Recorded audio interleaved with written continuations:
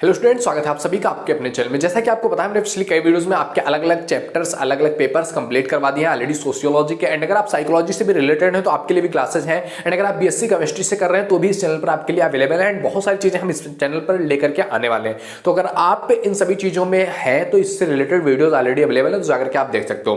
तो आज हम आपसे बात करने वाले हैं एमए फर्स्ट ईयर की सोशियोलॉजी के पेपर 1 का चैप्टर नंबर 9, या फिर आप कह सकते हैं चैप्टर नंबर 9 के जगह पर आप इसको टॉपिक नंबर 9 भी कह सकते हैं। एंड इसमें हम आज बात करने में बेसिकली पैरेटो के बारे में। पैरेटो का एक बहुत ही इंपॉर्टेंट सिद्धांत है, पैरेटो का तार्किक प्रयोगात्मक सिद्धांत।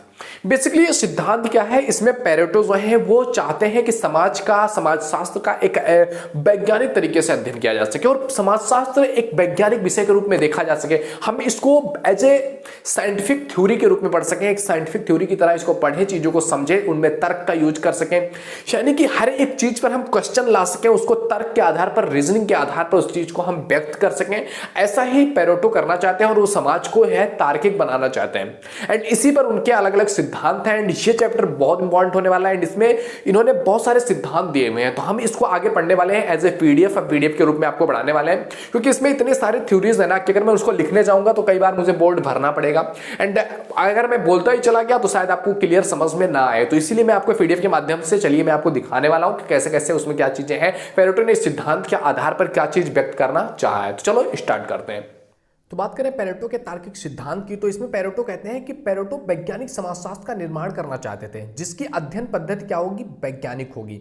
पैरेटो के अध्ययन पद्धति को तार्किक प्रयोगात्मक पद्धति कहा गया और इसके 3 प्रमुख तत्व थे। क्या? निरीक्षण, तर्कयुक्त और अनुभव। यानी कि पैरेटो का जो मानना था, वो कह रहे थे कि हम जिस भी चीज के बारे में जानने जाएंगे या फिर हमारा जो समाज है, इसको समझने के लिए सबसे बेस्ट विधि क्या होगी कि हम वैज्ञानिक तरीके से इसको समझें, कि विज्ञान इसमें क्या चीज कहना चाहता है, विज्ञान के अनुसार तर्कपूर्ण तरीके से इस चीज को समझें। और इसके लिए इन्होंने 3 मुख्य तत्वों के बारे में बात किया है। वो क्या है? निरीक्षण, तर्कयुक्त और अनुभव। इन 3 चीजों पर जब कोई चीज आधारित होगी तो उसको हम वैज्ञानिकता का रूप दे सकते हैं। एंड इसी पर उन्होंने आगे कहा हुआ है कि निरीक्षण और अनुभव के आधार पर सामाजिक घटनाओं का अध्ययन करना है और उसे निरीक्षण व खोज की कसौटी पर कसना है और अध्ययन से प्राप्त सामान्य तथ्य को खोजना है, और इनके आधार पर ही समाजशास्त्री नियम का प्रतिपादन होना चाहिए और इसी आधार पर समाजशास्त्री जो है नियमों का पालन करता है। पैरेटो इसमें कहते हैं कि इनका अध्ययन अवलोकन व परीक्षण के आधार पर नहीं किया जा सकता, उसे समाजशास्त्र के क्षेत्र से जोड़ा जाता है। या हो सकता है कि इस पद्धति द्वारा प्राप्त परिणाम सामाजिक विचलित धारणा के विपरीत हो, किंतु यही एक पद्धति है जिससे सत्य तक पहुंचा जा सकता है।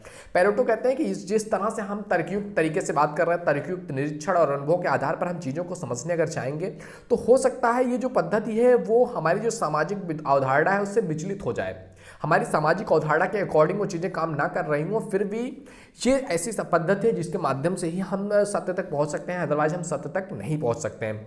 आगे पैरेटो कहते हैं कि अनुभव निरीक्षण प्रयोगात्मक के आधार पर सामाजिक घटनाओं में समानता को ढूंढ निकालें, उसी आधार पर सामाजिक नियमों का पालन करना समाजशास्त्रियों का महत्वपूर्ण उद्देश्य होना चाहिए। ये क्या कह रहे हैं कि अनुभव निरीक्षण और प्रयोग के आधार पर सामाजिक घटनाओं में समानता ढूंढा जाए, मतलब जो भी सामाजिक घटनाएं हो रही हैं उनमें निरीक्षण, परीक्षण और अनुभव के आधार पर क्या किया जाए कि उसके बारे में जाना जाए, खोज किया जाए और पता लगाया जाए कि वो समाज से किस तरह से कनेक्टेड है, उसमें जो है कनेक्शन ढूंढने की कोशिश किया जाए और इस आधार पर सामाजिक नियमों का पालन किया जाए या सामाजिक नियम बनाया जाए, तो वो समाज के लिए बेहतर होंगे। आगे पैरेटो कहते हैं कि विज्ञान का उद्देश्य है सत्य तक पहुंचना। यह सत्य समाज के लिए चाहे स्वर्ग का निर्माण करे या नरक का निर्माण करे। तार्किक प्रयोगात्मक पद्धति की एकमात्र पद्धति है जिसके द्वारा हम उस स्तर तक पहुंच सकते हैं जहां सत्य की प्राप्ति संभव हो सके। पैरेटो क्या कहते हैं कि मतलब हम जिस बारे में बात कर रहे हैं, जिस विज्ञान के उद्देश्य तक पहुंचना चाहते हैं, इसका मुख्य उद्देश्य है कि हम सत्य तक पहुंच सकें, जो है उसके बारे में सही तरीके से डिटेल में जानकारी प्राप्त कर सकें। और ये सत्य हो सकता है कि वो हमारे समाज को स्वर्ग बना दे या हमारे समाज को नर्क बना दे, लेकिन अगर आपको सत्य तक पहुंचना है तो इस चीज से होकर आपको गुजरना पड़ेगा। आगे पैरेटो कहते हैं पैरेटो की तार्किक प्रयोगात्मक पद्धति जो है वो प्राकृतिक विज्ञान की पद्धति के अनुरूप होगी, जो जटिल घटना को क्या होगा, सरल रूप में प्रस्तुत करने का प्रयास करेगा।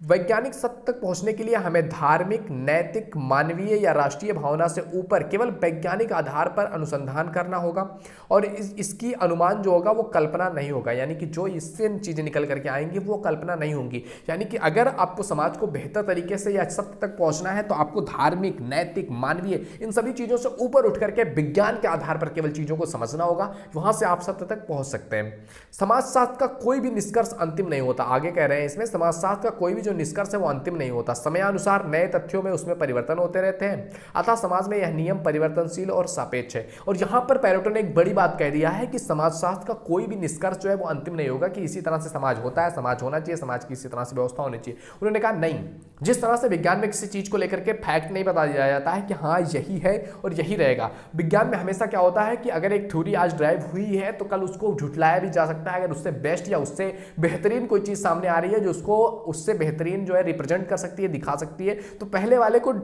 रॉन्ग बोल दिया जाएगा कि हाँ उतनी हमारी समझ थी, वहां तक उस चीज को हमने डिस्कवर किया था एंड आगे हम इस पर फॉलो करने लगेंगे। इसी तरह से कई सारे सिद्धांत किसी चीज को लेकर के आते हैं एंड धीरे धीरे उसमें बेस्ट निकालते चले जाते हैं और समझते चले जाते हैं। तो पेरेटो कहते हैं समाजशास्त्र का निष्कर्ष अंतिम नहीं होता, इसमें भी हम चीजों को क्या कर सकते हैं, सीख सकते हैं, क्या हमारे समाज के लिए अच्छा है, क्या खराब है, फिर धीरे धीरे उसको चेंज भी किया जा सकता है। आगे पेरेटो क्या कहते हैं कि समाजशास्त्र में क्या का वर्णन होगा, ना कि क्या होगा, क्या होना चाहिए इस चीज का वर्णन। इसमें सभी पूर्व प्रचलित धारणाओं को अस्वीकार कर सामाजिक पूर्व तथ्यों के आधार पर होगी। इस पद्धति में सामाजिक घटना के आधार पर घटना का विश्लेषण होगा। वैज्ञानिक सामाजिक शास्त्र में सामाजिक घटनाओं में पाई जाने वाली समानताओं के आधार पर सामाजिक नियमों का उत्पादन किया जाएगा, जिसका उद्देश्य क्या होगा, उपदेश देना नहीं होगा। यानी कि इसमें पेरेटो क्या कह रहे हैं कि समाजशास्त्र जो है ना उसमें क्या हो है उसका वर्णन किया जाता है, मतलब क्या चीज हमारे समाज में है, क्या चल रहा है, उसके बारे में समझा जाता है, जाना जाता है। क्या होगा या क्या होना चाहिए इस चीज के बारे में ध्यान नहीं दिया जाता है। इस पद्धति में सामाजिक घटना को क्या किया जाता है, विश्लेषण किया जाता है, वैज्ञानिक तरीके से इसको समझने की कोशिश किया जाता है। इसमें जो भी नियम ड्राइव होंगे वो राइट होंगे, फैक्ट के आधार पर होंगे। इसमें उपदेश देने वाली बात नहीं होती है कि हाँ हमने किसी को कह दिया कि हाँ इस तरह से होना चाहिए, ये होना चाहिए, होना चाहिए, नहीं, जो है हम जैसा है उसको हम उसी तरह से स्वीकार करेंगे। इस प्रकार पेरेटो ने अपने पद्धति शास्त्रीय नियमों के आधार पर पूर्व के जितने भी विद्वान थे, चाहे काम्टे हो गए, स्पेंसर हो गए, उनके सिद्धांत की आलोचना की और कहा कि समाजशास्त्र जो है वो एक स्वतंत्र विज्ञान है, अतः इसके सिद्धांतों का अवलोकन व परीक्षण होने चाहिए। इसके लिए उन्होंने इस पद्धति को अपनाया हुआ है कि इन चीज़ों के बारे में भी जो भी चीज़ें समाज में पिछले समाजों में अलग अलग विद्वान जो चाहे काम्टे रहे, स्पेंसर रहे, उन्होंने जो सिद्धांत दिया हुआ है वो अगर वैज्ञानिकता के आधार पर खरे नहीं उतर रहे हैं तो उनको भी हम नहीं फॉलो करेंगे। इस आधार पर उन्होंने इनकी आलोचना भी किया हुआ था। एंड आगे इन्होंने पेरेटो की तार्किक अतार्किक क्रिया का सिद्धांत बहुत महत्वपूर्ण सिद्धांत है एंड इसके बारे में कई सारे एग्जाम्स में आपसे पूछा भी जाता है, पेरेटो का तार्किक अतार्किक का सिद्धांत क्या था। तो पेरेटो ने अपने अध्ययन में पाए जाने वाली मानवीय क्रियाओं का वर्गीकरण दो भागों में किया हुआ था। उनके अनुसार सामाजिक क्रियाओं को दो भागों में बांटा जा सकता है, पहला है तार्किक और सेकंड है अतार्किक। अब इन दोनों में डिफरेंस क्या है, इन दोनों में अलग क्या आपको देखने को मिलेगा, इसे आपको समझना जरूरी है। इसमें एक जो होता है वो व्यक्तिनिष्ठ होता है और दूसरा क्या होता है, वस्तुनिष्ठ होता है। अब ये व्यक्तिनिष्ठ और वस्तुनिष्ठ क्या होता है इसको आगे समझाते हुए पेरेटो ने कहा है कि घटनाएं जैसा कि वास्तव में विद्यमान है, घटनाएं जो भी है जैसा वो रियल में आपके सामने विद्यमान है, जैसा आपको दिखाई देती हैं, उसे हम क्या कहते हैं, ऑब्जेक्टिव या वस्तुनिष्ठ। और जैसा किसी व्यक्ति के माइंड में वो चीज ड्राइव हुई हो उसको कहते हैं हम सब्जेक्टिव, कि ऐसा उस व्यक्ति के माइंड में चीजें ड्राइव हुई हैं तो उसको कहते हैं क्या, सब्जेक्टिव। तो इस तरह से इन्होंने ऑब्जेक्टिव सब्जेक्टिव को बांटा हुआ है। पेरेटो ने इसे एक उदाहरण के द्वारा प्रस्तुत करने का प्रयास किया है कि एक रसायन शास्त्री द्वारा प्रयोगशाला में की जाने वाली क्रियाएं और दूसरे जो है एस्पेक्ट में कौन है, एक जादूगर द्वारा की जाने वाली क्रिया को एक श्रेणी में हम नहीं रख सकते हैं, क्योंकि रसायन शास्त्री बिना स्वार्थ की क्रिया कर रहा है, जबकि जो कि क्या है, एक वैज्ञानिक है, जबकि जो जादूगर है उसकी क्रिया एक स्वार्थ में निहित है, वह व्यक्तिनिष्ठ हो जाएगा, वह वैज्ञानिक नहीं हो सकता है। इस आधार पर इन्होंने इस चीज को समझाने का प्रयास किया है। पेरेटो के तार्किक अतार्किक क्रिया को स्पष्ट करने के लिए साधन और साध्य का भी सहारा लिया हुआ है। लक्ष्य को प्राप्त करने के लिए साधनों का प्रयोग करना ही पड़ता है। इस साध्य के लिए कौन सा साधन अपनाना पड़ेगा यह हमारी क्रिया की प्रकृति पर निर्भर करती है कि हम कौन सा काम कर रहे हैं और किसके आधार पर कौन सी चीजें हमारे लिए इंपॉर्टेंट होंगी। लक्ष्य की प्राप्ति के लिए जिस प्रकार की क्रिया हम करना चाहेंगे उसके अनुरूप ही हमें साधन अपनाना होगा। अतः लक्ष्य और साधनों के अनुरूप ही क्रिया की प्रकृति जो होगी क्या होगी, वस्तुनिष्ठ होगी। समाज में कुछ कार्य ऐसे भी होते हैं जो लक्ष्यों और साधनों से तार्किक रूप से संबंधित नहीं होते, वो क्या होते हैं, व्यक्तिनिष्ठ होते हैं। यानी कि जो चीज एक लक्ष्य की तरफ जो है फोकस करा रहे हो वो क्या है, वस्तुनिष्ठ है, कि आपको यहाँ पर पहुंचना है, यहाँ ये चीजें करनी होंगी। और हर किसी का अपने लाइफ में साधन और साध्य अलग अलग होते हैं। किसी का कुछ ड्रीम होता है, किसी को कहीं पहुंचना होता है, किसी को कुछ करना होता है, तो उसके अकॉर्डिंग उसके साधन और साध्य बदलते रहते हैं। इस प्रकार पेरेटो के अनुसार वे कार्य जिनका आधार जो क्या है, वस्तुनिष्ठ है, वे काम जिनका आधार क्या है, वस्तुनिष्ठ है, वो तार्किक है, और जिनका आधार व्यक्तिनिष्ठ है वो क्या है, अतार्किक है। एंड इसी के बारे में पेरेटो ने अपनी जो पुस्तक थी माइंड एंड सोसाइटी, इसमें लिखा कि हम उन क्रियाओं को तार्किक कहेंगे जो कि तर्कयुक्त रीति से लक्ष्यों के साथ संबंधित हैं। केवल उस कर्ता की दृष्टि से ही नहीं, जिसे नहीं जो कि क्रिया को संपन्न कर रहा है, बल्कि उस दृष्टि से जो उसके विषय में अधिक व्यापक ज्ञान रखते हैं। यानी कि कह रहे हैं इसमें कि किसी भी कोई भी काम को हम तभी तार्किक कहेंगे जब उसमें तर्कयुक्त रीति का निर्माण किया जाएगा, और वो तर्क केवल उस व्यक्ति के द्वारा नहीं होना चाहिए, यानी कि जो काम कर रहा है वो कुछ कोई भी तर्क दे दे और वो चलेगा नहीं। अगर सभी के द्वारा वो चीज़ एक्सेप्टेबल है कि हाँ ये चीज़ सही है, फैक्ट है, चीज़ है, तब उस चीज़ को माना जाएगा। आगे पेरेटो इसमें कहते हैं कि तार्किक क्रियाओं को समाजशास्त्र की अध्ययन वस्तु में शामिल करना चाहिए। पेरेटो क्या कहते हैं कि जो तार्किक क्रियाएं हैं इनको समाजशास्त्र की अध्ययन वस्तु में शामिल करना चाहिए, क्योंकि इसके आधार जो है वस्तुनिष्ठ है। पेरेटो द्वारा वर्णित दोनों क्रियाओं को हम निम्न रूपों में समझ सकते हैं, अगर तार्किक क्रियाओं को समझना है या अतार्किक क्रियाओं को समझना है। तो सबसे पहले बात करते हैं तार्किक क्रियाओं की। तो पेरेटो के अनुसार ये वे क्रियाएं होती हैं जिनमें तार्किक आधार पर लक्ष्य व साधन के बीच सामंजस्य स्थापित होता है, जिसका आधार अनुभव, प्रयोग और तर्क होता है। ये क्रियाएं अनुभव सिद्ध होने के कारण वास्तविक और प्रमाणिक मानी जाती हैं। इनमें कल्पना और पूर्वानुमान का कोई स्थान नहीं होता है। इनका संबंध वास्तविक जगत से होता है, अतः इनका परीक्षण और प्रयोग संभव है। इसलिए ये क्रियाएं क्या है, विज्ञान के क्षेत्र में हमें देखने को मिलती है। यानी कि जिन चीजों में लक्ष्य और साधन के बीच एक सामंजस्य स्थापित हो और वो सामंजस्य तर्क के आधार पर स्थापित हो, वो कहलाएगा आपका तार्किक। सेकंड इसमें है आपका अतार्किक क्रियाएं। अतार्किक क्रियाएं कौन सी क्रियाएं हैं? तो पेरेटो ने कहा है कि वे क्रियाएं जिनमें लक्ष्य व साधनों के बीच सामंजस्य नहीं पाया जाता है, कि लक्ष्य कुछ है और साधन कुछ है, उसके बीच में कोई सामंजस्य हमें दिखाई नहीं देता है, अतार्किक क्रिया कहलाती है।